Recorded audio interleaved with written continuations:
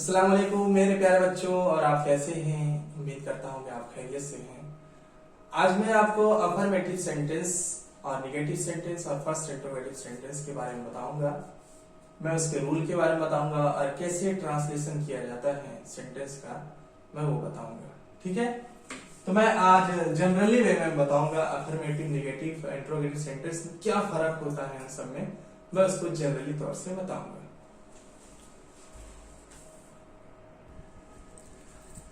आपको मैं सेंटेंस के बारे में जैसे कि शुरुआत करता हूं। अफर्मेटिव सेंटेंस, अफर्मेटिव सेंटेंस को कहते हैं सकारात्मक वाक्य। मतलब वो वाक्य जिसमें जवाब, जिसमें कोई बात हाँ में बताई जाए तो अफर्मेटिव सेंटेंस होता है। रूल क्या है, देखो मैंने आपको सब्जेक्ट, हेल्पिंग वर्ब, कॉम्प्लीमेंट सब कुछ बता दिया है पिछले क्लास में, आप वहां से देख लीजिएगा। रूल यह है, सबसे पहले सब्जेक्ट लिखते हैं, उसके बाद हेल्पिंग वर्ब लिखते हैं, उसके बाद कॉम्प्लीमेंट लिखते हैं। ठीक है, मैं एकदम सरल सा सेंटेंस लेता हूं। ठीक है, नेगेटिव सेंटेंस में बस इतना सा करना होता है, वही सब कुछ वही रूल होता है। हेल्पिंग वर्ब के बाद नॉट अकेले लगा देंगे तो वो नेगेटिव हो जाएगा। ठीक है, जैसे कि मैं नेगेटिव उस सेंटेंस को कहते हैं जिसमें कोई बात नहीं में बताई जाए। जैसे कि आप एग्जांपल ले लेता हूं, आपको समझ में आ जाएगा। मैं कहता हूं मैं एक डॉक्टर हूं, मैं एक बात बता रहा हूं आपको, एक बात बता रहा हूं, मैं डॉक्टर हूं, मतलब हाँ मैं बात बता रहा, हाँ मैं डॉक्टर हूं। ठीक है, इसका ट्रांसलेशन करेंगे। सबसे पहले तो सब्जेक्ट ढूंढेंगे। सब्जेक्ट आपको मैंने बताया, सब्जेक्ट किसे कहते हैं, कौन से सवाल करने सब्जेक्ट कौन, पता चला मैं, तो ये सब्जेक्ट हो गया। अब सब्जेक्ट बाद हेल्पिंग वर्ब, हेल्पिंग वर्ब आप यहाँ ध्यान दे देंगे अगर आपको हेल्पिंग वर्ब ध्यान देना है। ठीक है, ध्यान से हेल्पिंग वर्ब ध्यान देंगे। मैं हूं, ठीक है, इतना आप बोलिए, मैं हूं। क्या, क्या से कॉम्प्लीमेंट मिलता है, क्या सवाल करने से कॉम्प्लीमेंट मिलता है। कॉम्प्लीमेंट उसे भी कहते हैं जिसको ना लिखो तो सेंटेंस पूरा ही ना हो। मैं हूं अगर इतना ही लिख दो क्या बात पूरा होगा। जब तक कि डॉक्टर नहीं लिखूंगा तब तो पता चलेगा मैं हूं क्या हूं, मैं हूं क्या हूं डॉक्टर, ये कॉम्प्लीमेंट हो गया। जैसे ही आपने ये जान लिया, फटाक से आप ट्रांसलेट कर देंगे। मैं की इंग्लिश हो जाएगा आई, उसके बाद हूं। आई के साथ हमेशा एम का इस्तेमाल होता है, अगर प्रेजेंट में है तो हूं, आई एम हो गया। ठीक, मैं हूं क्या हूं, कॉम्प्लीमेंट डॉक्टर, क्योंकि डॉक्टर, ठीक है, ए डॉक्टर लिख दिया। ठीक है, मैं एक डॉक्टर हूं। ठीक, अगर इसी का निगेटिव बनाना है, मैंने हाँ बता, अब नहीं, मैं डॉक्टर नहीं हूं, मैं एक बात बता रहा हूं, नहीं मैं बात बता रहा हूं, मैं डॉक्टर नहीं हूं, इनकार कर रहा हूं। किसी बात का इनकार हो तो वो नेगेटिव सेंटेंस होता है। बस रूल में क्या है, हेल्पिंग वर्ब बाद नॉट लगा देना है तो वो नेगेटिव बन जाता है। बहुत आसान, बस आप क्या करेंगे, यही हेल्पिंग वर्ब है, इज एम आर। जैसे कि मैंने हेल्पिंग वर्ब की पूरी क्लास ली है आपके साथ, पूरा हेल्पिंग वर्ब मैंने बताया कितना है, तो आपको तो ये डायरेक्ट पता होना चाहिए कि helping verb am helping verb है। ठीक है, is am are was were, इस तरीके से। तो एम हेल्पिंग वर्ब है, अब एम के बाद हेल्पिंग वर्ब के बाद नॉट लगा दिया, नेगेटिव बन गया। ठीक है, नहीं में चला गया, बाकी पूरा ऐसे लिख देते हैं। ठीक है, कभी कभी बच्चे आई एम ए के बाद नॉट लगाते हैं, बहुत गलत बात है। ठीक है, हेल्पिंग वर्ब के तुरंत बाद, ये हेल्पिंग वर्ब है, इसी तुरंत बाद आप नॉट लगा देंगे, नेगेटिव बन जाएगा। तो बड़ा आसान है, कुछ भी कठिन नहीं है। ठीक है, अगला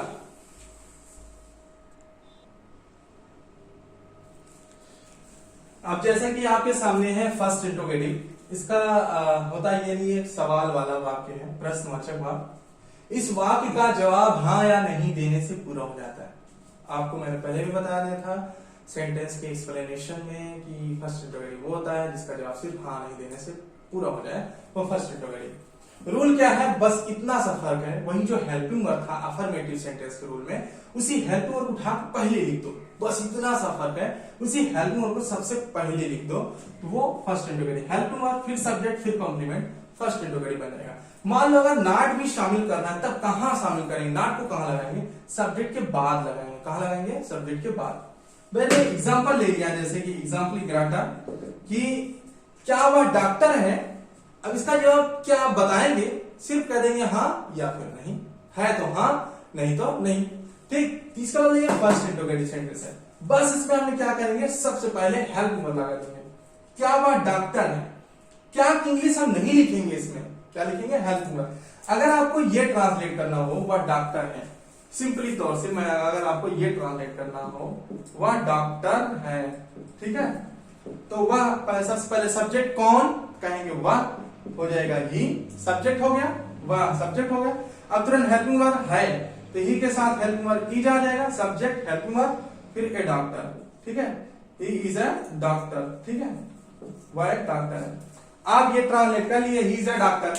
अब इसी को मैंने कहा इसका हटा लो तो वह एक डॉक्टर है, सिंपल लिख रहा है ना।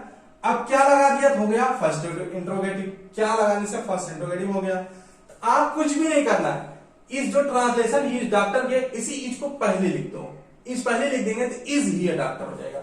मतलब हेल्पिंग वर्ब आप पहले लिख देंगे इज, तब जाके सब्जेक्ट ही, उसके बाद ए डॉक्टर। मान लो आप इस तरीके से कहेंगे क्या वह डॉक्टर नहीं है, तब आप क्या करेंगे हेल्पिंग वर्ब है इज पहले हो जाएगा, फिर सब्जेक्ट, इसी सब्जेक्ट के बाद नॉट लगा देंगे, बाकी पूरा बाद में लिख देंगे। ये निगेटिव में भी शामिल हो जाएगा। अब मैं आपको अफर्मेटिव, निगेटिव और फर्स्ट इंट्रोगेटिव को एक साथ सेंटेंस समझाता हूं ताकि अच्छे से आपको समझ में आ जाए कि इन चारों में क्या फर्क है। आपके सामने मैंने 4 सेंटेंसेस लिखा है। यह एक किताब है, मैंने बताया है किताब, आपको किस तरह से सेंटेंस लगा है बताइए, ठीक है। ये किस तरह का अफर्मेटिव सेंटेंस, मतलब आपको सही समझ में आया है कि हाँ में एक बात बताइए, हाँ ये किताब है, ये अफर्मेटिव। चलिए इसका ट्रांसलेशन हम करते हैं। सबसे पहले सब्जेक्ट, सब्जेक्ट में कैसे पता करते हैं, कौन से, कौन पता चला यह हो जाएगा, यह की इंग्लिश होता है दिस, ठीक है।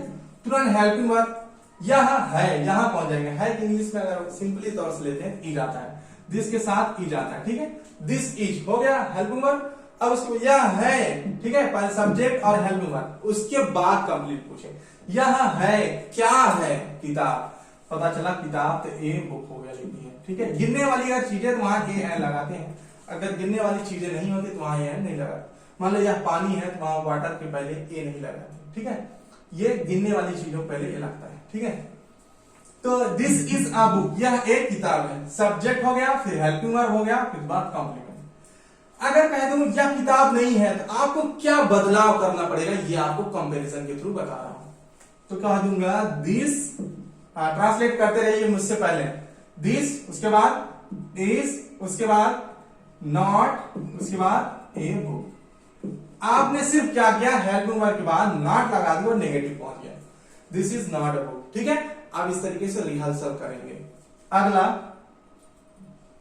ठीक है, अगला क्या यह किताब है, जरा आप देखिए, यह एक किताब है, क्या हटा लो, यह एक किताब, सेम ऑर्डर।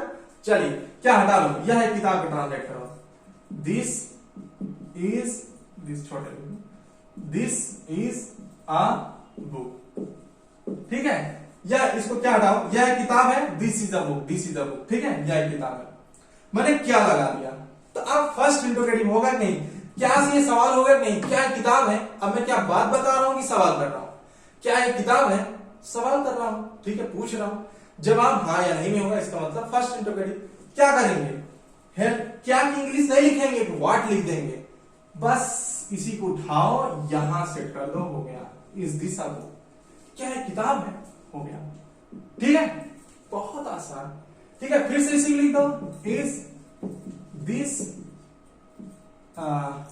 ए बुक, इसका ट्रांसलेट क्या होगा, क्या यह किताब है, क्या यह किताब नहीं है, मैंने नहीं लिखा है, इस नहीं को कहां शामिल करें, रूल देखो, नहीं को क्या शामिल करें, इसके बाद, दिस के बाद, ए के बाद, बुक के बाद, तो मैंने रूल में लिखा है सब्जेक्ट के बाद लिखेंगे, क्या लिखेगा, सब्जेक्ट के बाद, ठीक है। कुछ भी याद करने की जरूरत नहीं है। अगर इसी this is not a book, या किताब नहीं है, जरा इसको देखो, this is not a book, या किताब नहीं है, अगर इसी में जरा क्या लगा दूंगा तो क्या होगा, यही हेल्पिंग वर्ब जब उठा के पहले लिख दूंगा तो बताओ नॉट कहां चला जाएगा, सब्जेक्ट के बाद ही तो बचेगा। तो सिंपली सी बात है, सब्जेक्ट के बाद नॉट लग जाता है, ठीक है।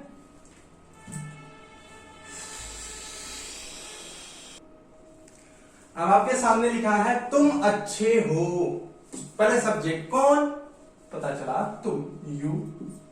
अब यू के साथ हेल्पिंग वर्ब क्या आता है, यू के साथ हेल्पिंग वर्ब आर आता है, क्या आता है, आर। तो यू हो की इंग्लिश वैसे भी आर आता है, ठीक है, यू आर, सब्जेक्ट हो गया, हेल्पिंग वर्ब, तुम हो क्या हो, अच्छे हो, कॉम्प्लीमेंट वर्ब क्या, यू आर गुड, ठीक है, ठीक, बहुत आसान। अगर आप कह दूं तुम अच्छे नहीं हो, ठीक है, तुम अच्छे नहीं हो, ठीक है, अब नहीं में शामिल कर देते, आप क्या करेंगे, आर के बाद क्या करोगे, नॉट लगा दो, यू आर नॉट, बस हो गया। नहीं, अगर आपको कह दिया ठीक है, चलो तुम अच्छे हो, कर दिया तुम अच्छे हो, यू आर गुड, ठीक। अगर कह दिया क्या तुम अच्छे हो, सवाल कर रहा है क्या तुम अच्छे हो, जवाब हाँ या नहीं में, इसका मतलब फर्स्ट इंट्रोगेटिव। तो आपको कुछ नहीं करना, बस हेल्पिंग और उठा के पहले लिख दो, बन गया क्या तुम अच्छे हो। अब यहाँ क्वेश्चन लगा दो, क्योंकि फर्स्ट, क्योंकि ये इंट्रोगेटिव सेंटेंस है, सवाल वाला सेंटेंस है, इसलिए क्वेश्चन मार्क लग गया। ठीक है, तो बहुत आसान है, क्या तुम अच्छे हो, क्या से लगने से वही हेल्पिंग उठा के यहाँ पहुंचा दिया।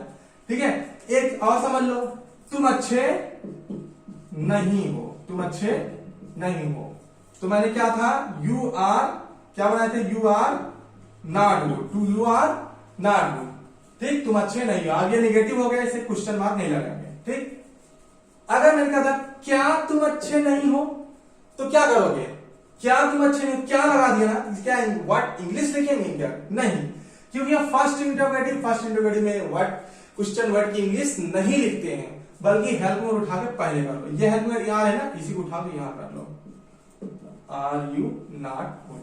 अब यहाँ इंट्रोगेटिव है, इसलिए यहाँ क्वेश्चन वाला है, आर यू नॉट गुड, तो सर नॉट कहां गया, सब्जेक्ट के बाद। ठीक है, तो मेरे हिसाब से आपको ट्रांसलेशन समझ में आ गया होगा। मैं अब आपको कुछ काम देता हूं, आप करिएगा और वीडियो बताइएगा आपको कैसा समझ में आ रहा है, कमेंट कीजिएगा। ठीक है, ट्रांसलेशन कराने से पहले मैं आपको कुछ चीज बता दूं कि इच का इस्तेमाल कहाँ होगा, आर का इस्तेमाल कहाँ होगा, एम का इस्तेमाल कहाँ होगा। जब भी सब्जेक्ट में ही, शी, इट, मतलब एक वचन आए, एक वचन सब्जेक्ट हो, जब सब्जेक्ट आप लिखे एक वचन आए, एक इंसान की बात हो, तो हमेशा हेल्पिंग वर्ब इज लगा दीजिएगा। ठीक है, जैसे मान लो ही आ गया कभी सब्जेक्ट में, शी आ गया, या नाम आ गया राहुल, साहुल, ठीक है, इस तरीके से आ गया तो वहां इज लगाएंगे। कभी भी सब्जेक्ट में अगर यू, वी, दे, ये सब आ गया, या फिर कोई बहुवचन जैसे लड़के, बच्चे, ठीक है, इस तरीके से अगर सब्जेक्ट आ गया बहुवचन में, कई लोगों को बता रहा हूं, तब वहां इज नहीं लगाएंगे, वहां आर लगाएंगे। कभी भी अगर सब्जेक्ट में आई आ गया तो हमेशा एम ही लगाएंगे, आई के साथ एम आता है, ना तो इज ना तो आर। ठीक है, अब आपको समझाने के लिए कि कैसे इज एम आर का इस्तेमाल होगा, मैं आपको इस सेंटेंस में दे रहा हूं। जैसे कि मान लो दे दिया वह गरीब है, सबसे पहले सब्जेक्ट कौन, पता चला वह, तो वह की इंग्लिश ही। अब ही आ गया ना, तो अब ही के साथ, ठीक है, ही के साथ क्या लगा देंगे, इज लगा देंगे। ठीक है, मैंने अभी दिखाया था, आप उसको नोट करके अपने कॉपी में लिखिए, उसे मिलाइए, ही के साथ क्या, इज, आर नहीं लगा देना, ही के साथ एम मत लगाना, क्या लगाएंगे, इज।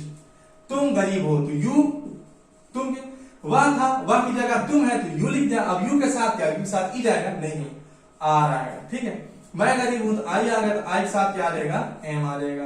हम गरीब है, हम की इंग्लिश वी है, वी के साथ आर, वी आर पुअर हो जाएगा। ठीक, वह अच्छी है, वह की इंग्लिश क्या होता है, शी, क्योंकि यहाँ लड़की आ रहा है, जब लड़का हो तो वहां ही, लड़की हो तो शी, वह की इंग्लिश में शी आ जाता है। अब सी के साथ भी क्या होता है, इज, तो वह अच्छी है, शी इज गुड।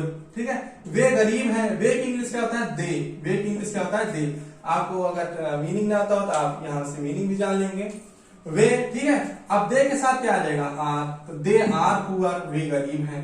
ठीक है, साहिल गरीब है, साहिल हो गया। अब साहिल मतलब कोई एक ही हुआ, साहिल एक आदमी है, यानी इज, एक वचन। तो आपने जाना एक वचन के साथ इज और बहुवचन के साथ आर और आई के साथ एम। ठीक है, ये आपका क्लियर है। अब मैं आपको कुछ ट्रांसलेशन करने के लिए देता हूं, उसके बाद क्लास समाप्त करता हूं। अब आपके सामने ये सारे सेंटेंस हैं, जैसे मैंने पहला दे दिया, सादिया खुश है। ठीक है, मैंने खुश की इंग्लिश दे दिया हैप्पी। साहिल बीमार नहीं है, बीमार की इंग्लिश होता है इल।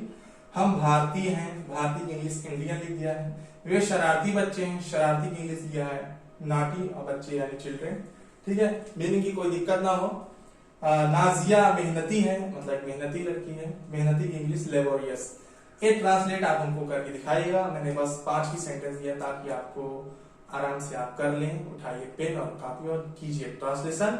और आपको वीडियो समझ में आया तो आप लाइक कीजिएगा। मैं उम्मीद करता हूं कि आपको वीडियो बिल्कुल समझ में आ रही है और आप अच्छे तरीके से ट्रांसलेशन सीख रहे हैं। धीरे धीरे मैं अपना लेवल अप करता चला जाऊंगा।